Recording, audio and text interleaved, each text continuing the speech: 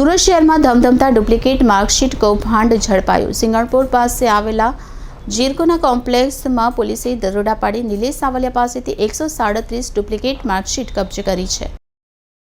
સુરતમાં bogus marksheet વેચવાનું આખું રેકેટ ઝડપાયું છે। સિંગણપુર પોલીસે તપાસ કરતા આ કૌભાંડમાં નિલેશ સાવલિયા નામના એજન્ટની ભૂમિકા મહત્વની હોવાનું સામે આવ્યું છે।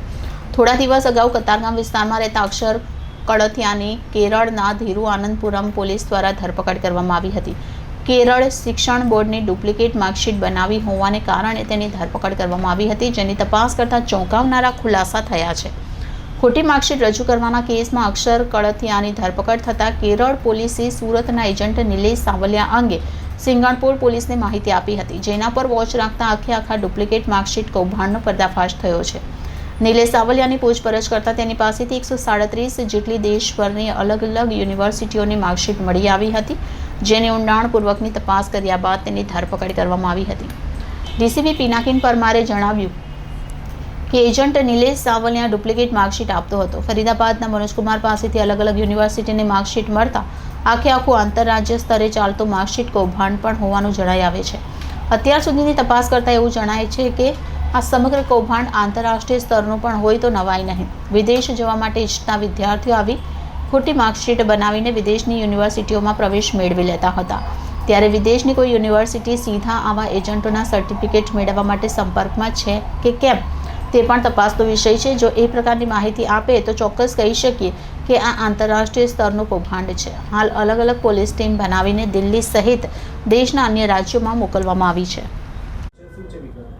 આજ રોજ સવારે 2:30 સિંગણપુર પોલીસ સ્ટેશન ખાતે આઈપીસી 420, 465, 467, 471, 120B હેઠળ એક ગુનો રજીસ્ટર કરવામાં આવેલ છે। આ ગુનાની પ્રાથમિક રીતે બતાવું તો એક ઈસમ છે અક્ષર ભરતભાઈ કળથિયા, જે વેડ રોડ કતારગામ ખાતે રહે છે। આ ઈસમ જે કેરળની અંદર તિરુવનંતપુરમની અંદર આરોપી તરીકે અટક થયેલ છે, જેની સામે આરોપ એવા હતા કે એણે ડુપ્લિકેટ માર્કશીટ કેરાલા શિક્ષણ બોર્ડની બનાવેલી હતી।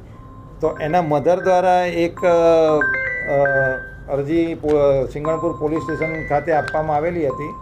તો આ જે અરજીની તપાસમાં એવી વસ્તુ ધ્યાનમાં આવેલી હતી કે આ જે અક્ષર કળથિયાએ જે ડુપ્લિકેટ માર્કશીટ બનાવેલી એ સિંગણપુર પોલીસ સ્ટેશન વિસ્તારની હદમાં આવેલા નિલેશ મગનભાઈ સાવલિયા દ્વારા બનાવવામાં આવેલી હતી। તો અમારા સિંગણપુર પોલીસ દ્વારા આ ઈસમ ઉપર થોડી વોચ રાખવામાં આવેલી કે હકીકત શું છે। તો પોલીસને એની અંદર થોડોક પોઝિટિવ આન્સર મળેલો હતો, જેથી આ નિલેશ મગનભાઈ સાવલિયાના ત્યાં પોલીસ દ્વારા સર્ચ કરવામાં આવેલો હતો। તો સર્ચ કરતાં કુલ 137 જેટલા માર્કશીટ અન્ય પૂરા ભારત દેશની અલગ અલગ યુનિવર્સિટી તેમજ શિક્ષણ બોર્ડની માર્કશીટો એના ત્યાંથી કબજે કરવામાં આવેલી હતી।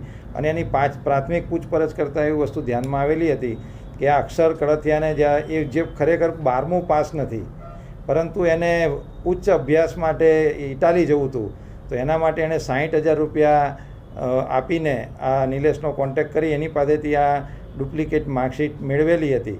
પરંતુ વિઝાની પ્રોસેસમાં માર્કશીટને વેરીફાઈ કરવા માટે જ્યારે તિરુવનંતપુરમમાં જ્યારે ગયો ત્યારે ત્યાંના અધિકારીઓને ધ્યાનમાં આવેલ કે આ માર્કશીટ તો ખોટી છે, તો એની વિરુદ્ધમાં ગુનો દાખલ કરી એને અટક કરવામાં આવેલ હતો। પરંતુ આ જે માર્કશીટ છે એ બનાવનાર અથવા એને આપનાર વ્યક્તિ એ નિલેશ મગનભાઈ સાવલિયા હોય, પોલીસે એને અટક કરીને એની સઘન પૂછપરછ કરતાં એની પાસેથી 137 જેટલા બીજા આવા અલગ અલગ માર્કશીટ અને ડિગ્રી મળેલી છે। અને એની પ્રાથમિક પૂછપરછ કરતાં તે બેઝિકલી 2011થી યશ એજ્યુકેશન એકેડમી નામે એક સંસ્થા ચલાવે છે, અને એના દ્વારા 2011થી આ રીતે જે આવા જરૂરિયાતમંદો હોય એ લોકોને ડુપ્લિકેટ માર્કશીટ અથવા ડિગ્રી અથવા સર્ટિફિકેટ એ પ્રોવાઈડ કરતો હતો। એને પૂછવામાં આવતા કે આ ડિગ્રી સર્ટિફિકેટ એ જાતે પ્રિન્ટ કરતો હતો, તેના જણાવ્યા મુજબ ફરીદાબાદ ઉત્તર પ્રદેશનો એક ઈસમ છે મનોજકુમાર, એની સાથે એ 2011થી કોન્ટેક્ટમાં હતો, અને એ અહીંયા આ રીતે જે પણ જરૂરિયાતમંદ આવે એની પાસેથી પૈસા મેળવી અને એની વિગત એ મનોજકુમારને પ્રોવાઈડ કરતો હતો। અને મનોજકુમાર દ્વારા આવા ભારતની અલગ અલગ યુનિવર્સિટી અને શિક્ષણ બોર્ડની માર્કશીટો એ કુરિયર દ્વારા આને મોકલી આપતો હતો।